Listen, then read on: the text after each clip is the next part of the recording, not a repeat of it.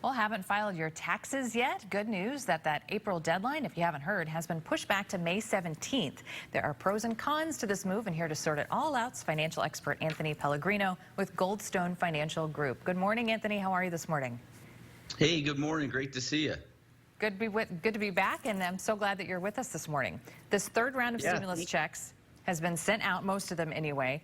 How has this changed our taxes this year, if it has at all?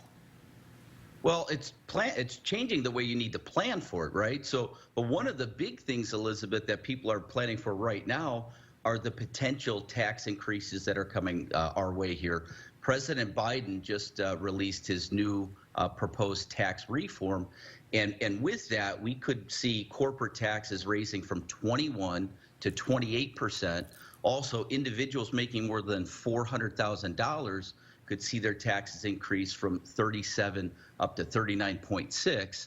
But that's just scratching the surface. Some of the things people are really kind of concerned about are the long-term cap gains rates. Because if you're someone that makes over $1 million a year, you could see, Elizabeth, your capital gains rates go from 15 to 20% up to the 39.6. And there's one more little nugget that's in there, which is trying to eliminate the stepped up cost basis. Now, currently, let's say you bought Apple stock at $30 a share and it went up to $130 a share. If you passed away, your children get it at the 130. One of the things they're proposing is eliminating the stepped up cost basis, so they would have to pay taxes from that $30 up, which is kind of a concern. And none of this has actually taken effect yet, right? None of this has gone into effect. No.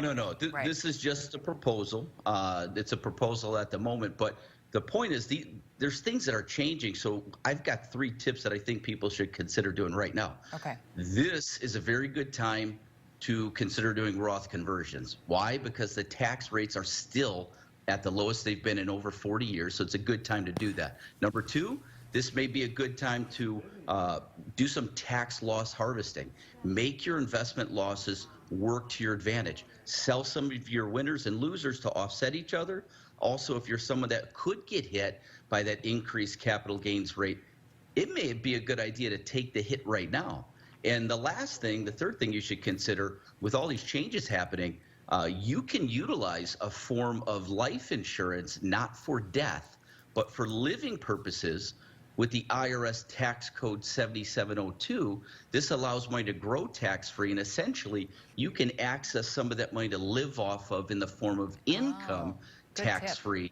So that's something you should consider. Tax planning is something you should do year-round, not just as you're leading up to tax day. Okay, perfect. Well, for more information, you can visit goldstonefinancialgroup.com. Anthony, thanks so much for helping us sort all this out this morning. Happy Saturday. Hey, my pleasure, Elizabeth. Thank you.